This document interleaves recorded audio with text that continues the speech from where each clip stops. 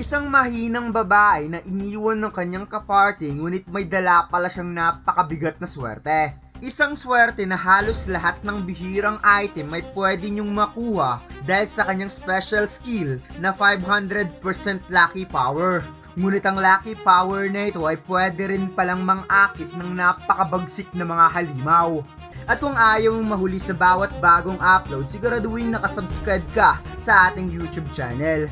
Doon nating unang ina-upload ang mga latest video bago pa sila lumalabas sa FB at TikTok natin. Kaya hit that subscribe button at i-on na rin ang notification bell para lagi kang updated. So without any further ado, let's go! Nagsimula ang chapter na ito kung saan sinabi ni Ilimas na ang Rana Frog Monster ang una niyang tinalo sa mundong ito. At kilala ang Rana sa pinakapaboritong mascot monster sa lahat ng player ng Magic World. Ipinaliwanag ni Ilimas na maraming klase ng Rana at sa pagkakataong ito ang kanilang magiging target ay ang Golden Rana. Sinabi ni Ilimas na matapos doon nilang pinag-iisipan ang current situation na meron sila ngayon, napagdesisyonan niya na ang Dream Hole na ito ang pinakamagandang lugar para manghunting ng Golden Rana. At gaya ng ipinapahiwatig daw sa pangalan ng Golden Rana, sila ang mga gintong palakang halimaw. At dahil sa napakababa ng respawn rate ng mga monster na ito, mataas ang chances na makakuha sila ng napaka-extreme highly value at rare na item kapag nakapatay sila ng kahit isa man lang. Dagdag pa ni Ilimas na kahit mataas ang level ng palakang ito, napakababa naman ng attack at magic stats ng mga Golden Rana. At wala rin silang kahit isang offensive skill. So ibig sabihin mga lods, halos walang kakayahang lumaban ng mga Golden Rana na ito. Malaki pa ang XP na makukuha nila at malaki ang chances na mag-drop ito ng mga high value and rare item. Nawika pa ni Ilimas na ito ang monster na pinakamagandang pag-farman ng item. Dagdag pa ni Ilimas na marami pang katulad ng mga Golden Rana na mga bonus monsters na nagkakalat lamang sa buong Magic World noon. At tinatawag ang mga itong Golden Toads. The fact maraming mga player ang nagsasabing ang panghahunt ng mga miyembro ng Golden Toads Legion ay isa sa pinakamasayang parte ng laro. Dahil madalas lumilitaw ang Golden Rana sa mga gitnang palapag ng Angel's Playbook. Kaya naman alam niya kung saan ang mga ito pinakamadaling makita at kung aling lugar ang mga ito pinakamadalas lumitaw. At pati na rin ang lahat ng mga iba pang mga halimaw na makakasalubong nila sa rutang dinadaanan nila ngayon. Bigla nga ditong nagsalita si Rosh na may narinig na rin daw siya patungkol sa mga Golden Rana. Ang sabi nila kapag nakapatay ka daw ng isa ay siguradong hindi ka na mamomroblema sa pera sa loob ng isang taon. Narinig lang daw niya ito sa mga adventurers na nag-iinuman sa loob ng tavern. Kaya nagulat nga itong si Ilimas dahil hindi niya inaasahang may knowledge pala itong si Rosh patungkol sa mga Golden Rana. At siguradong ito ay malaking tulong. Dagdag pa ni Rosh na may isa pang binanggit ang mga adventurers na yon. Nasabi nilang bukod sa sobrang bilis ng Golden Rana at halos imposibleng habulin, ang kanilang mga atake naman ay parang wala man lang epekto sa mga Golden Rana. At kapag sinubukan mo raw silang habulin, dadalhin ka nila sa mas malalim na bahagi ng dungeon kung saan mapapalibutan ka ng napakaraming halimaw at bigla ka na lamang mahuhulog sa isang sitwasyon na sobrang napakadelikado. Kaya nanginig nga itong si Rosh na sinabing sa tingin niya may posibilidad na may mga adventurers nang namatay dahil sa panlilin lang ng mga rana. Naisip naman ni Ilimas na parang may punto rin ang mga sinabi ni Rosh. Kahit marami sa mga bagay sa mundong ito ang kahawig sa larong Magic World, hindi pa rin ito ganap na magkapareho. Kapag namatay siya rito, wala nang respawn na mangyayari. Totoong mamamatay siya at didiretso na siya sa kabilang buhay. Kaya na-realize ni Ilimas na kaya pala karamihan sa mga tao dito ay mas pipiliing bumuo ng mga character build na nakatuon sa kaligtasan kaysa sa pakikipagsapalaran. Kaya hindi rin talaga basta-basta ang panghahunt ng Golden Rana. Sinabi ni Ilimas kay Rosh na napakataas ng speed at defense ng Golden Rana to the point na halos lampas sa karaniwang sukatan. At idagdag mo pa ang automatic na pagpapawalang bisa sa lahat ng pagdidebuff, abnormal status effect at pati na rin sa iba't ibang uri ng pag-atake.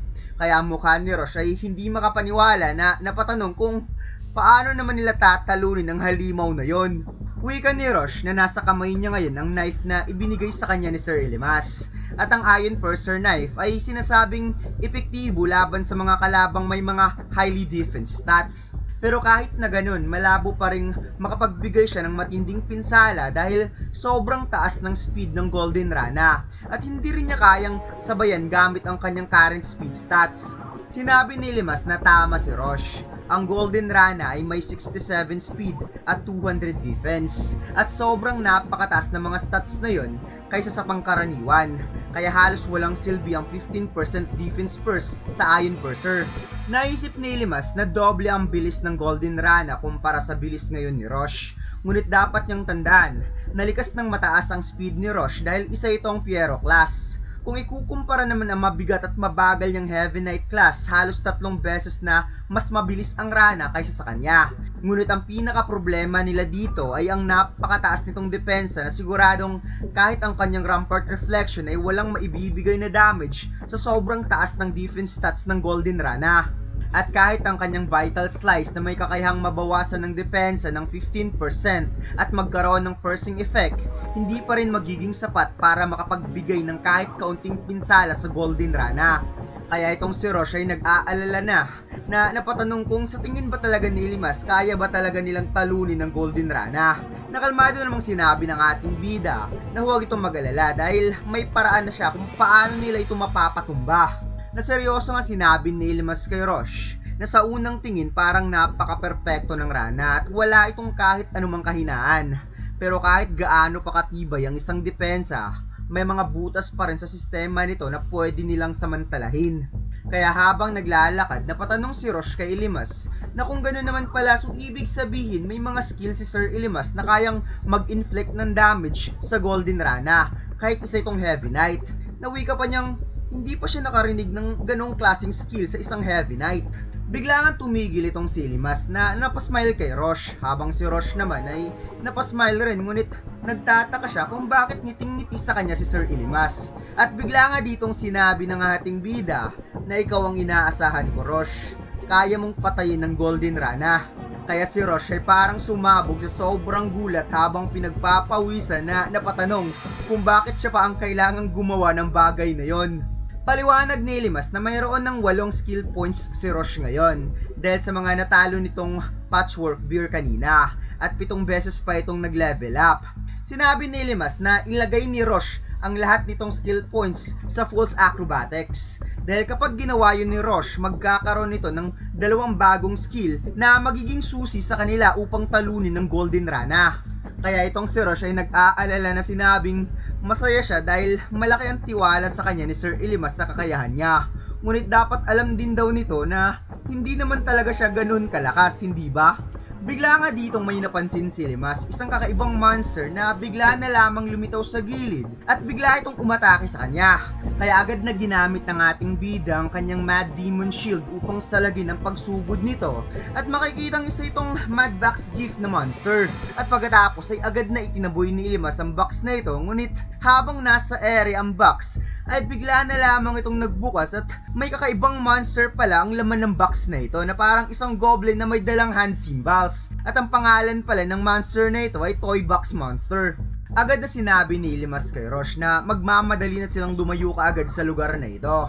Natugon naman ni Roche na okay, pero kaya naman niya tapusin kaagad ang monster na yon dahil sobrang hina lang nito. Ngunit sinabi ng ating bida na hindi yan ang target natin. At kung susubukan nilang talunin ng isang yan, magtatawag lang yan ng kakampi at mas lalo pa silang matatagalan.